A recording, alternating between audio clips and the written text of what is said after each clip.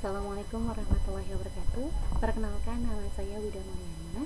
Di sini saya akan menjelaskan mengenai materi dari mata kuliah perilaku organisasi, yaitu nilai, sikap, dan kepuasan kerja, guna untuk menunjang ujian tengah semester saya di kampus TEMI Bandung. Oke, next kita langsung masuk aja ke materinya ya. Oke, di sini kita bahas sedikit mengenai perilaku organisasi. Perilaku organisasi adalah suatu disiplin ilmu yang mempelajari tentang perilaku tingkat individu dan tingkat kelompok dalam suatu organisasi, serta dampaknya terhadap kinerja, baik kinerja individual, kelompok, maupun organisasi. Perilaku organisasi juga dikenal sebagai studi tentang organisasi. Studi ini adalah sebuah bidang telaah akademik khusus yang mempelajari organisasi, seperti itu. Nah, dengan juga memanfaatkan metode-metode dari ekonomi, sosiologi, ilmu politik, antropologi, dan psikologi. Disiplin-disiplin ini atau yang lain juga yang terkait dengan studi ini adalah studi tentang sumber daya manusia dan psikologi industri.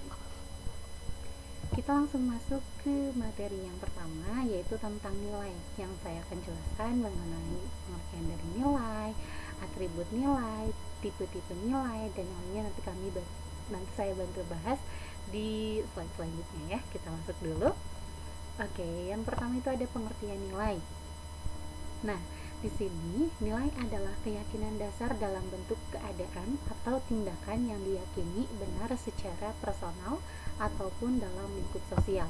Selain nilai, juga ada sistem nilainya.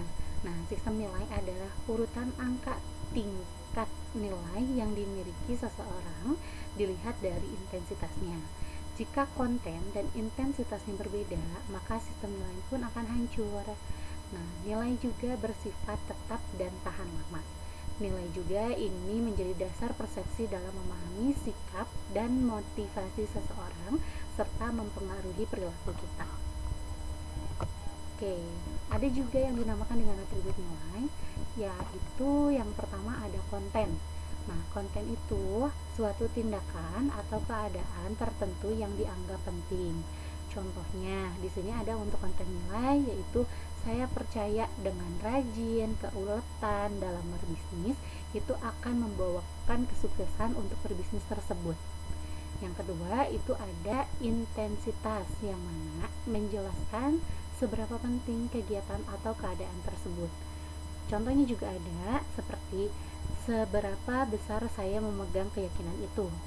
Contoh misalkan di sini, semakin saya merasa malas, semakin saya merasa tidak percaya diri, maka akan cenderung memang benar-benar malas atau tidak akan membawa kesuksesan dalam berbisnis tersebut. Ataupun sebaliknya, bila mana kita merasa ulet, rajin, atau bahkan kita pede dengan apa yang kita kerjakan, maka suatu hal hasilnya itu akan sesuai dengan niat kita yang awalnya. Karena untuk sukses atau dengan rajin, kita itu akan menemukan hasil yang baik juga. Seperti itu. Next, selain ada atribut nilai, di sini juga ada untuk tipe-tipe nilai. Nah, tipe nilai ini ada yang pertama itu terminal. Terminal ini berupa visi yang cenderung abstrak. Contoh misalkan, saya ingin sukses, saya ingin bisa, saya ingin kaya. Itu abstrak. Nah, ada untuk yang mewujudkan terminalnya, yaitu instrumental, berupa misi. Contohnya, dengan bekerja keras, ulet, selalu berinovasi baru dalam produk, maka saya akan bisa sukses. Dengan rajin, maka saya akan bisa sukses. Dengan giat belajar, maka kita akan bisa. Seperti itu. Oke, itu untuk dari mengenai tentang nilai. Jadi di sini untuk nilai itu ada beberapa juga, selain untuk dari pengertian, atribut nilai, tipe-tipe nilai, juga ada mengenai sesuatu hal yang menunjang ternyata nilai itu ada terminalnya, ada kontennya juga, ada contoh, ada bentuk yang bertahan lama, seperti itu. Next, kita ke materi sikap. Nah, di di materi sikap ini saya akan menjelaskan mengenai pengertian dari sikapnya juga, beberapa komponen dari sikap, jenis-jenis sikap, dan sikap kerja utama. Oke, kita next ke pengertian sikap. Nah, pengertian sikap adalah pernyataan atau nilai evaluatif yang menyangkut benda atau orang atau juga kejadian. Nah, sikap juga bisa bertolak belakang dengan nilai karena lebih tidak stabil dan lebih mudah dipengaruhi dibandingkan dengan nilai. Seperti itu. Ada di sini beberapa untuk komponen sikap. Yang pertama adalah kognitif. Ini bagian dari sikap yang berupa pendapat atau kepercayaan. Yang kedua ada efektif. Ini adalah bagian dari sikap yang berupa perasaan atau emosional. Yang ketiga ada perilaku. Ini mengenai kemauan untuk berperilaku tertentu terhadap seseorang ataupun sesuatu. Di sini ada selanjutnya itu jenis-jenis sikap. Jenis-jenis sikap itu ada 3. Yang pertama atau IA itu ada job satisfaction. Ini adalah sikap yang menentukan kepuasan seseorang terhadap pekerjaannya. Yang kedua ada job involvement. Ini sikap yang menggambarkan sampai sejauh mana partisipasi aktif karyawan terhadap pekerjaannya. Dan yang ketiga itu ada organization commitment. Ini sikap yang menunjukkan sampai mana seseorang melibatkan dirinya dalam organisasi berserta dengan tujuan-tujuannya dan ingin menjaga keanggotaannya dalam organisasi. Oke, kita lanjut next ke materi sikap selanjutnya, yaitu ada sikap kerja utama. Nah, yang pertama dari sikap kerja utama itu adalah kepuasan kerja. Nah, kepuasan kerja ini adalah perasaan positif tentang pekerjaan seseorang yang merupakan hasil evaluasi karakteristikannya. Yang kedua itu ada keterlibatan pekerjaannya. Nah, sejauh mana sih karyawan memiliki sikap memihak terhadap pekerjaannya dan bertindak aktif, seperti pemberian wewenang psikologis yang akan meningkatkan keterlibatan karyawan dalam pekerjaannya. Yang ketiga itu ada komitmen organisasional. Nah, sejauh mana karyawan terlibat dalam pekerjaan serta tujuan perusahaan untuk mempertahankan keanggotaannya di situ. Contoh misalkan di sini ada komitmen efektif itu karena jenis pekerjaan yang disukainya. Ada juga komitmen berkelanjutan itu karena nilainya yang ekonomis dalam pekerjaannya. Lalu di sini juga ada untuk dari komitmen normatif karena moral dan etis sikap kerja lainnya. Seperti itu. Ini juga ada pertanyaan, bagaimana sikap karyawan dapat diukur? Suatu penerapan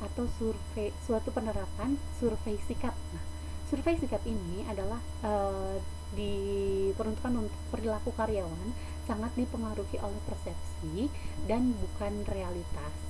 Jadi, suatu survei yang diatur sangat penting bagi manajer. Next. Ada juga di sini sikap dan keanekaan angkatan kerja. Nah, lebih menekankan angkatan kerja yang berbeda menimbulkan penafsiran yang berbeda juga tentang sesuatu hal. Karena itu perlu dibedakan pelatihan untuk membentuk ulang sikap karyawan. Contoh misalkan di sini adalah ada perbedaannya ras dan kelamin. Yang ini yang tidak seharusnya seseorang dinilai sesuatu hal di luar kendalinya atau bukan tidak kendalinya juga, yaitu seperti ras dan kelamin. Itu ada perbedaannya. Oke, kita masuk ke materi selanjutnya, yaitu yang kepuasan kerja. Nah, kepuasan kerja itu mengukur kepuasan kerja, metode pendekatan, faktor yang berfungsi mendorong kepuasan kerja. Next. Ada juga di sini untuk dari pengertian kepuasan kerjanya. Yang pertama ini untuk kepuasan kerja adalah sikap umum seseorang terhadap pekerjaannya. Pekerjaan menuntut interaksi dengan orang lain, mengikuti aturan dan kebijaksanaan organisasi, standar kerja, kondisi kerja yang mengurangi ideal dan lainnya. Jadi asesmen juga atau penilaian merupakan hal yang rumit. gimana sih mengukur kepuasan kerja ini? Bagaimana hubungan kepuasan kerja dengan produktivitas, kemangkiran atau keluar masuknya karyawan dalam perusahaan itu juga dapat menjadi pengukuran kepuasan kerja.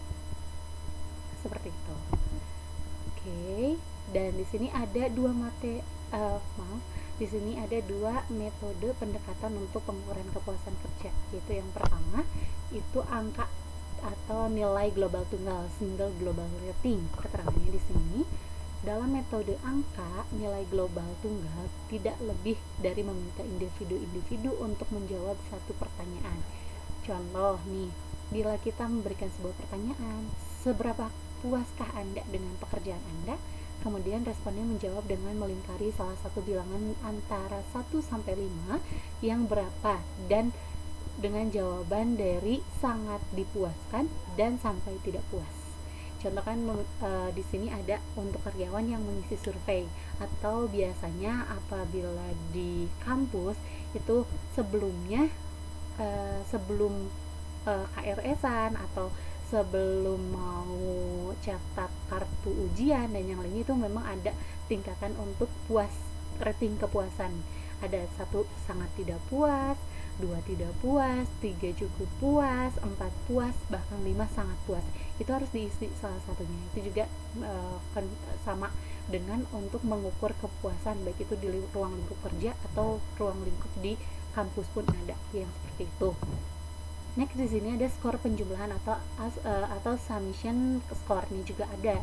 Nah, di sini ada juga unsur-unsur utama dalam suatu pekerjaan dan menanyakan perasaan karyawan mengenal tiap unsur. Contohnya nih, faktor yang biasanya digunakan itu upah sekarang, kesempatan promosi, hubungan dengan rekan kerja, penyelesaian, dan sifat dasar pekerjaannya. Seperti itu. Di sini juga ada untuk next dari kepuasan kerja itu untuk faktor-faktor yang berfungsi mendorong kepuasan kerja. Yang pertama di sini ada faktor kerja yang secara mental menantang. Nah, faktor ini memberikan kesempatan untuk menggunakan keterampilan dan kemampuan mereka dan menawarkan beragam tugas, kebebasan dan umpan balik mengenai betapa baiknya mereka bekerja. Jadi mereka tuh menawarkan, ada nggak sih yang bisa saya bantu kerjakan kembali, ada tidak yang bisa saya bantu kembali, atau ada loyalitas dari si pekerja tersebut kepada perusahaan. Nah, ada juga di sini terkait untuk dari faktor mengenai ganjaran yang pantas. Nah, faktor ini selalu menginginkan, saya bantu lagi kembali, faktor ini selalu diinginkan oleh karyawan dalam sistem upah dan kebijakan promosi yang dinilai adil, tidak meragukan, dan segaris dengan pengharapan mereka. Jadi ini adalah ganjaran yang pantas. Apa yang kita kerjakan itu harus sesuai dengan upah yang kita dapat. Seperti itu. Yang ketiga ini ada kondisi kerja yang mendukung. Nah, faktor ini sangat mendukung bagi karyawan dalam melakukan pekerjaan karena dengan lingkungan yang nyaman dapat menciptakan hasil kerja yang memuaskan. Contoh misalkan di sini seperti kreatif, atau misalkan sebagai coding atau yang lainnya, itu sesuai tempat kerjanya itu layak tidak dengan yang kita pekerjakan. Karena jika memang harus membutuhkan tempat kerja yang nyaman, maka hasil kerjanya pun akan jauh lebih baik atau jauh lebih bagus. Seperti itu. Next, ketiga ini adalah yang paling aku sukai di tempat kerja itu adalah rekan sekerja yang mendukung. Nah, untuk faktor ini sangat mendukung dalam menghasilkan kerja yang memuaskan karena dengan adanya interaksi sosial dalam suatu pekerjaan maka dapat mendukung kepuasan kerja dari karyawan. Sedikit juga mengenai pengalaman yang saya rasakan di tempat kerja saya, rekan kerja itu sangat berpengaruh sekali dalam bekerja atau dalam kepuasan bekerja, karena itu juga bisa jadi support system bagi kita sendiri. Bila mana kita memang sudah merasa titik down atau titik lelah kita dalam bekerja atau dalam merasa cenderung lebih ke monoton untuk bekerja, rekan kerja itu sangat berpengaruh untuk menjadi support system kita. Contoh misalkan mereka tuh dengan kerja kita tuh bisa bersosialisasi dengan mereka, bisa berinteraksi dengan mereka, bisa menjadi suatu semangat untuk kita datang ke tempat kerja, juga itu sangat berpengaruh seperti itu. Dan kita saling mengingatkan, saling support juga untuk semangat bekerja, supaya kita sama-sama berjuang untuk bekerja, menjadi puas dalam bekerja ini, seperti itu. Dan di sini untuk yang kelima itu ada nextnya itu ada, jangan lupakan kesesuaian antara kepribadian dan pekerjaan. Nah, karyawan yang memiliki kepribadian yang sama dengan pekerjaan yang dipilih seharusnya mendapatkan bahwa mereka mempunyai bakat dan kemampuan yang tepat untuk memenuhi tuntunan dari pekerjaan mereka. Jadi kemungkinan berhasilnya pekerjaan itu sangat besar. Maksudnya sesuai fashionnya, sesuai bidangnya, sesuai dengan kesukaannya. Jadi dari kepribadian itu match dengan pekerjaannya, itu sangat berpengaruh besar dari kepuasan kerja. Contoh misalkan fotografer, singer wedding, WO, MUA, yang banyak banget itu kepuasan kerjanya yang memang condong yang akan sangat besar ada pada dalam dirinya, atau bahkan juga pada bisa dalam perusahaannya, seperti itu. Atau juga bisa dalam bisnisnya, seperti yang MUA atau wedding organization, itu banyak banget yang sekarang itu membuka bisnis, dan menjadi kepuasan dalam bekerja itu mempengaruhi juga, karena memang sudah ada kesesuaian antara kepribadian dan pekerjaannya. Yang terakhir di sini ada dalam gen. Nah, faktor ini penting karena gen dapat mempengaruhi tingkat kepuasan kerja dari seseorang karyawan. Di posisi seseorang terhadap hidupnya baik positif maupun negatif ditentukan oleh bentuk genetiknya, seperti itu. Next juga di sini ada 3 efek kepuasan kerja yang pada kinerja karyawan. Yang pertama itu ada kepuasan dan produktivitas. Dengan tingkat kepuasan kerja yang terjamin, maka tingkat produktivitas dari seseorang karyawan semakin bagus. Seperti itu. Jadi di sini yang dimaksud dengan yang terjamin tingkat produktivitasnya itu dengan kita sehat jasmani, rohani, pikiran dan yang lainnya, maka tingkat kinerja kita itu semakin bagus. Next ada kepuasan dan kemangkiran. Nah, kepuasan kerja dari suatu karyawan ditentukan oleh tingkat kemangkirannya. Contoh nih, dalam suatu perusahaan harus memberikan tunjangan cuti sakit kepada karyawannya yang sakit, supaya karyawan tersebut seperti merasa diperhatikan oleh sebuah perusahaan tersebut. Selain cuti sakit juga ada cuti hamil, cuti melahirkan, cuti hamil, ada juga diberi cuti yang per bulan, 1 kali cuti 1 bulan, seperti itu. Libur juga itu adalah kepuasan juga bagi pekerjanya, seperti itu. Jam kerja juga itu berpengaruh. Ada juga di sini ada kepuasan dan tingkat keluar masuknya karyawan. Nah, kepuasan ini juga berhubungan dengan negatif. Saya bantu lagi kembali, kepuasan juga dihubungkan dengan negatif dengan keluarnya karyawan. Jadi kepuasan kerja sangat penting dalam mempengaruhi karyawan yang buruk untuk tinggal daripada dengan kinerja yang bagus. Nah, di sini ada juga untuk 4 respon karyawan dalam mengungkapkan ketidakpuasan. Yang pertama itu exit atau keluar ya. Nah, di sini dengan ketidakpuasan yang diungkapkan melewati atau lewat perilaku yang diarahkan untuk meninggalkan organisasinya, seperti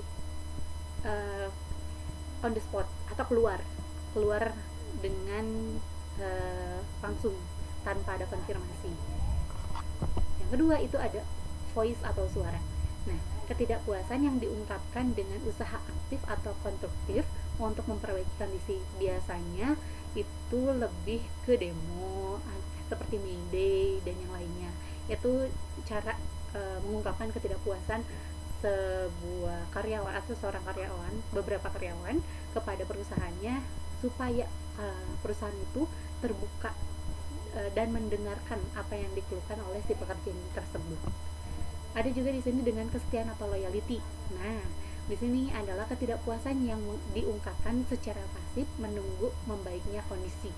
Nah, dengan setianya karyawan, dengan selalu bekerjanya karyawan itu karyawan yang loyalty atau kesetiaan ini menunggu membaiknya kondisi hingga kondisi itu membaik kembali, seperti itu. Nah, ini ada juga untuk yang pengabaian atau neglect. Ini adalah ketidakpuasan yang menyatakan dengan membiarkan kondisinya memburuk. Jadi lebih ke tidak peduliannya sebuah karyawan kepada perusahaan. Yang penting kerja aja, nggak peduli mau baik mau makin memburuk. Yang penting selama dia aman dan selama dia masih mendapatkan uang, itu dia masih tidak peduli dengan ruang lingkup pekerjaannya, seperti itu. Oke, kita masuk ke kesimpulan. Tidak terasa ya teman-teman, maaf banget apabila memang kecepatan atau misalkan merasa kurang paham dengan materinya, masih ada yang belum jelas, nanti boleh komen di kolom komentar juga ya, bantu sharing karena kita sama-sama belajar. Next. Oke, untuk di kesimpulan ini ada untuk yang pertama itu dari nilai dulu ya. Nah, dari kesimpulan semua dari nilai, pengertian, atribut, jenis-jenis itu adalah keterangannya di sini, nilai adalah suatu yang dianggap baik, indah, benar, ideal, luhur, berguna, dan yang dicita-citakan, abstrak juga, tapi diakui ada dan diharapkan kenyataannya. Dalam pengertian lain, nilai yaitu keyakinan mendasar yang menggambarkan pendirian individu bahwa suatu hal perilaku lebih baik, benar daripada perilaku yang lain. Next, disikap ini adalah pernyataan-pernyataan evaluatif baik yang diinginkan atau yang tidak diinginkan mengenai objek, orang, atau peristiwa. Sikap yang mencerminkan bagaimana seseorang merasakan sesuatu. Dan yang terakhir di sini ada kepuasan kerja, merupakan sikap seseorang terhadap bagaimana ia memandang pekerjaannya. Oke, dan itu dia materi yang saya bantu sampaikan mengenai nilai, sikap, dan kepuasan kerja di materi perilaku organisasi untuk menunjang ujian tengah semester di semester 4 ini. Jadi terima kasih banyak buat support teman-teman, buat semuanya. Masih di pandemi seperti ini, kita masih berjuang untuk bisa sama-sama belajar, bisa sama-sama sharing atau dan yang lainnya. Kita saling mendoakan sehat selalu, sukses juga, dan semoga dilancarkan dengan apa yang akan kita lakukan ke depannya. Berikhtiar juga, seperti itu. Dan buat teman-teman jangan lupa untuk subscribe di channel aku ini di videonya, dan apabila memang ada question atau memang ada saran atau kritik dan saran, boleh juga email ke email saya di wida.mulyana@gmail.com. Oke, that's it. Itu saja yang saya bantu sampaikan. Mudah-mudahan bermanfaat selalu terkait bentuk dari materinya, dan mudah-mudahan nanti kedepannya masih banyak materi yang bisa aku share juga ya. Terima kasih banyak semuanya. Wabillahi taufiq wal hidayah. Wassalamualaikum warahmatullahi wabarakatuh. Bye bye.